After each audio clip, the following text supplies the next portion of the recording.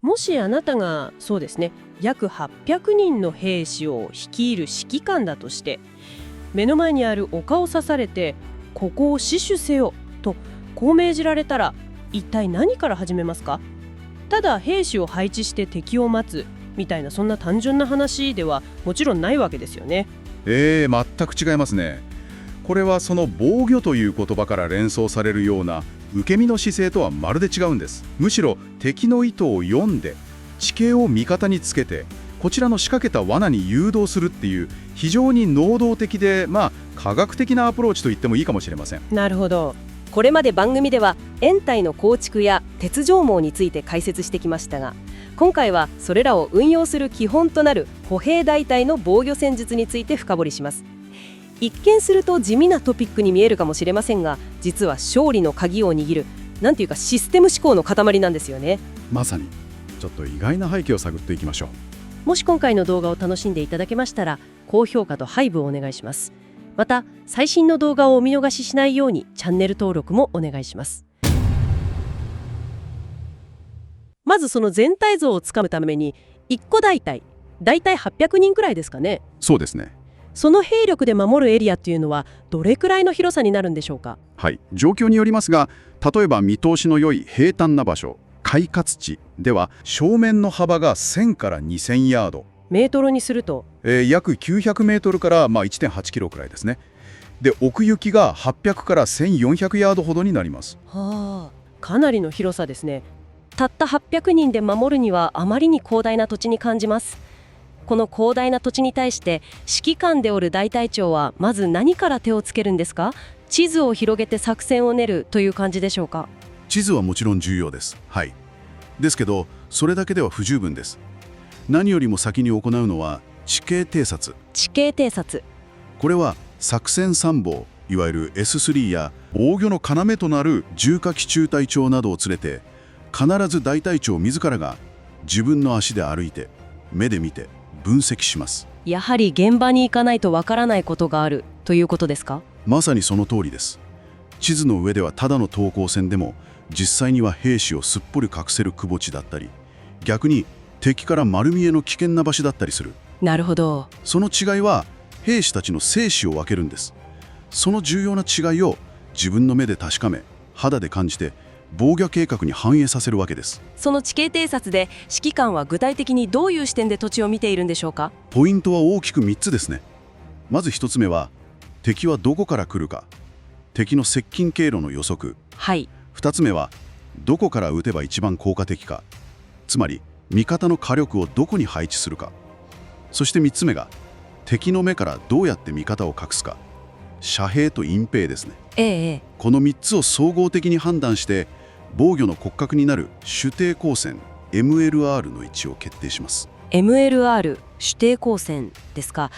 その言葉を聞くと、どうしても第一次世界大戦の映画に出てくるような延々と続く一本の長い塹壕をイメージしてしまいますが、そのイメージはですね、第二次大戦のアメリカ軍の考え方とは少し違いますね。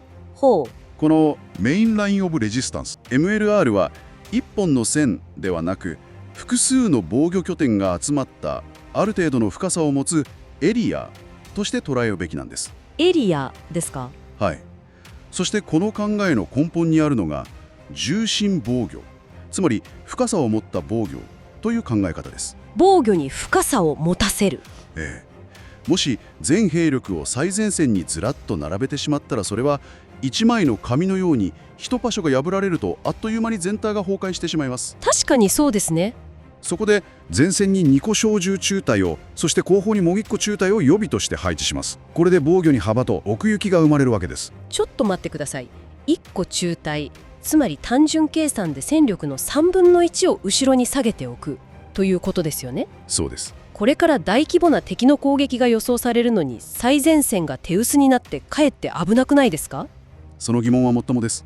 しかしこの予備部隊の存在こそが防御に粘り強さと柔軟性を与える、いわば防御戦術における切り札なんです。切り札。例えば敵の猛攻で主抵抗線の一部が突破されたとします。その時この予備部隊を投入して開いた穴を塞ぐことができる。ああ、なるほど。あるいは突出してきた敵のガラ空きになった側面から攻撃を仕掛ける。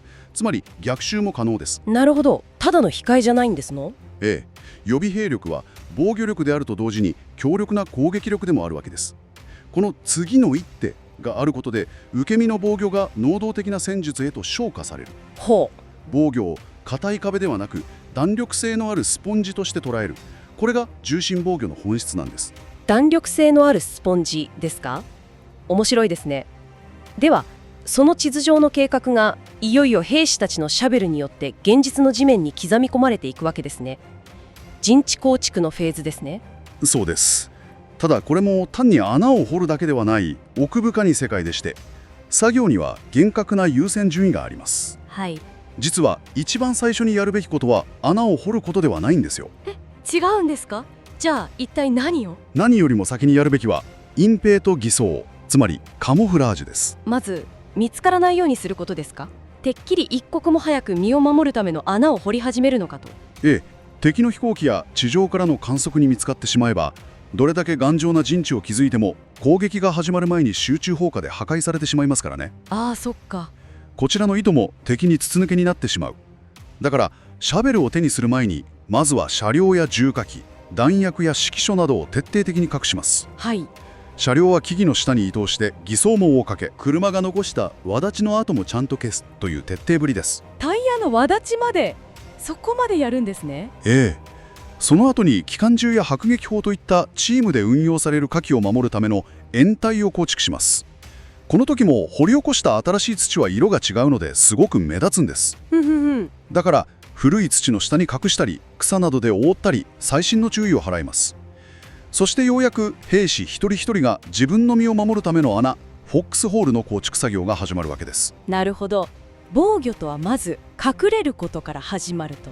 そして自分たちが隠れるのと並行して今度は敵をはめるための罠を仕掛けていくわけですね。その通り、障害の設置です。これも後でお話しする火力計画と緊密に連携しています。まず崖や川のような天然の障害物を最大限利用し、そこに地雷や鉄条網といった人工の障害物を組み合わせます。はい。敵の戦車が通りそうな道には対戦車地雷を、それを護衛する歩兵が通りそうな脇道には対人地雷をという具合です。敵を思い通りに動かすための仕掛けですね。そうです。敵の戦車と歩兵を分離させ、こちらの火力が最も集中するキルゾーンはと誘導していく。キルゾーンへ。鉄条網もただの足止めではありません。突撃してくる敵兵を機関銃の最も効果的な車線上で足止めさせるための非常に重要な役割を担っているんです。さあ、隠れて罠も仕掛けた。いよいよその罠を発動させる防御戦術の心臓部、火力計画ですね。ええ。大隊が持つ数百の小銃から機関銃、迫撃砲、対戦車砲といった全ての火器を一つの組織的な意思のもとに統制し完成させる計画です。はい。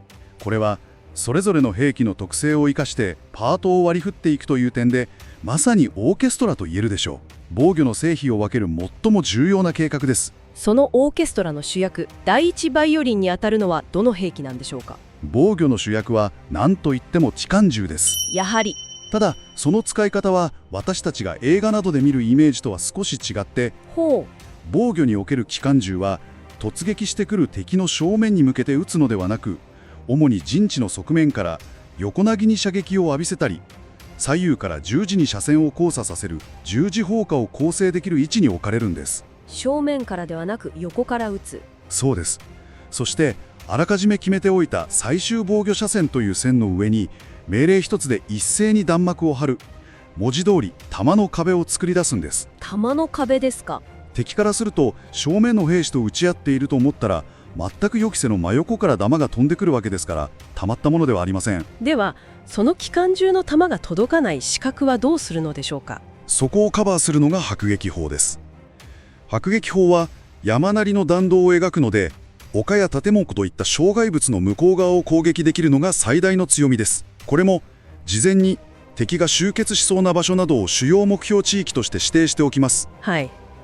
敵が突撃してきたら機関銃が最終防御車線で壁を作り、迫撃砲がその手前のエリアに砲弾の雨を降らせる。こうして隙間のない火力のカーテンを完成させるわけです。まさにオーケストラの連携ですね。しかしこれだけ複雑な計画を砲弾が飛び交う実際の戦闘の最中にどうやって実行するんですか？指揮官の声が届かなければ絵に描いた餅ですよね。その通りです。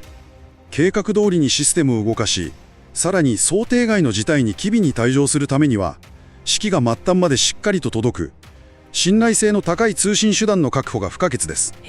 基本となるのは最も信頼性が高い有線の野戦電話です。まず大隊指揮所と各中隊の指揮所との間に電話線を敷設します。これが通信のバックボーンになります。でもその電話線に砲弾が落ちたら簡単に切れてしまいそうですが。それも弱点です。だからこそバックアップが重要になります。無線機ももちろん、もし電話も無線もダメになった時のために常に伝令、つまり人間が直接走って命令を届ける準備もしています。なるほど。何重にもわたる通信手段を確保しておくことが組織的な戦闘を可能にするんです。それから戦闘が続けば弾薬や食料なども必要になりますね。はい。兵隊、ロジスティクスも戦闘の継続には欠かせません。大隊の補給将校 S4 が補給計画を立て、大隊衛生班が負傷者を受け入れる救護所を設営する。この2つの機能が麻痺すると前線はあっという間に崩壊します。あと意外と見過ごされがちですが、排泄場所の管理といった衛生管理も非常に重要です。不衛生な環境は伝染病を蔓延させ、敵の攻撃と同じか場合によってはそれ以上に兵士の戦闘能力を奪いますから。なるほど。ではこの緻密なシステムが実際の複雑な地形でどう応用されたのか、イタリア戦線のような険しい山岳地帯ではどうだったのでしょうか？いい例ですね。イタリアの山岳地帯にある一本の尾根を守る場合を想像してみましょう。教科書通りに見晴らしのいい尾根の頂上に陣地を構えてしまうとどうなるか。どうなるんですか？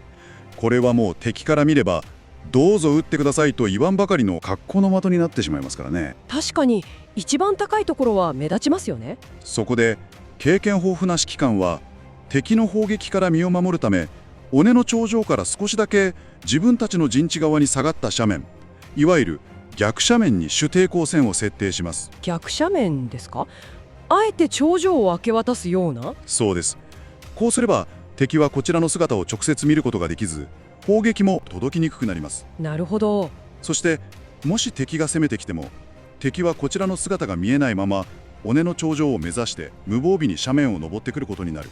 そこを狙い撃ちにするんです。つまり敵に勝ったと思わせておいて、一番油断した心を叩くわけですね。それは見事な戦術ですね。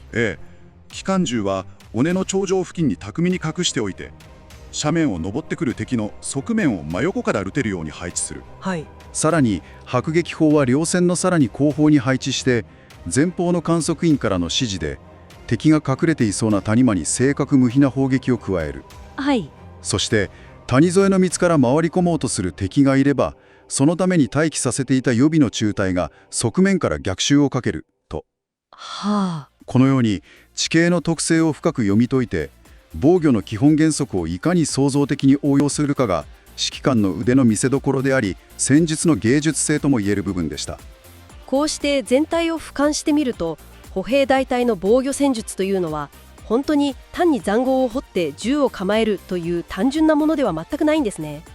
地形を利用し周到な計画があり、火器、障害物、指揮通信、後方支援といった全ての要素が有機的に連携することで初めて機能する一つの精巧なシステムなんだということがよく分かりました。そして忘れてはならないのは、その複雑なシステムを極限状況下で機能させるのは兵器の性能だけではないということです。各場面で的確な判断を下す下士官のリーダーシップと、過酷な状況でも己の役割を黙々と果たす兵士一人一人の日々の訓練の賜物なんですね。究極的には人の力がシステムの成否を決めるということです。今回の分析が役に立った、あるいは面白かったと感じられましたら、ぜひ高評価をお願いします。そしてこれからの分析を見逃さないためにもチャンネル登録をよろしくお願いします。また次回お会いしましょう。